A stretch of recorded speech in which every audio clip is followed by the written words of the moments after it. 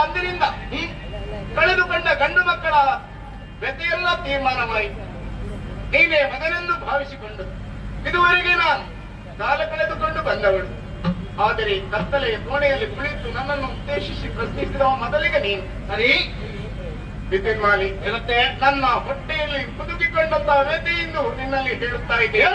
ದೇವರೊಂದಿಗೆ ನೀಡಬೇಕೆನ್ನುವಂತ ಮಹದೊಡ್ಡ ಆಸೆ ಬೆಳೆಸಿಕೊಂಡವರು ನನ್ನಲ್ಲಿ ಯಾರಿದ್ದಾರೆ ಮಗನೇ?